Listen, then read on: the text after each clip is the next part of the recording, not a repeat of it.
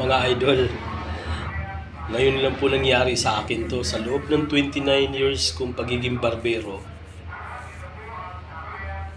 ito pa lang na nakaranas ako na sobrang antok talaga ng customer ko. Pero hinayaan ko na lang din siya. Ito ngayon ang nangyari, idol. Ayan, nakikita nyo kung gaano talaga siya kaantok, no? Sa sobrang pagod.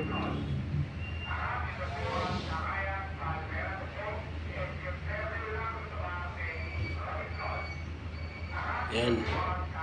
Grabe.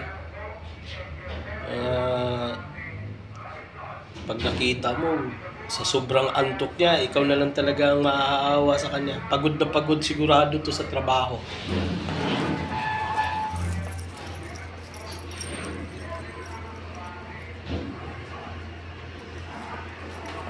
Lahat ng pagiging veterano mo talagang barbero, pag maka-encounter ka ng ganito talaga kaantok,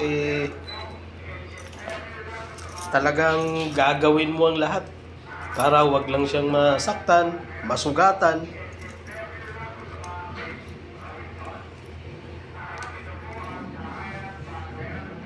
Yan, makikita mo yun kung paano na lang talaga mabali yung liig niya sa sobrang antok, no?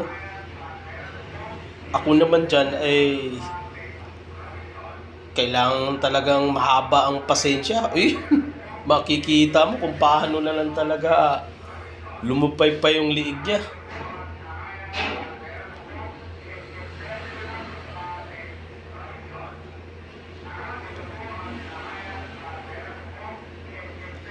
Kaya mga kapwa ko barbero, ganito din dapat pala natin gawin, no? Kahit gaano pala tayo kahaba ang pasensya talaga, no?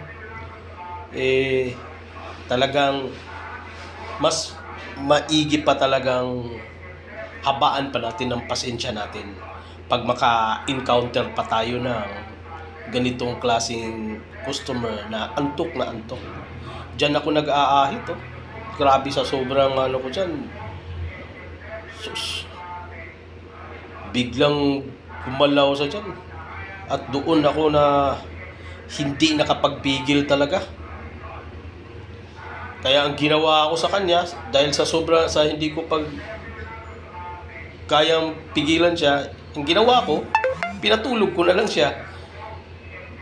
Dahil hindi ko na mapigil talaga eh. Sabi ko, sige, matulog ka na lang. Pero bandang huli, idol, nung pinapatulog ko na lang siya, ayaw na niya matulog.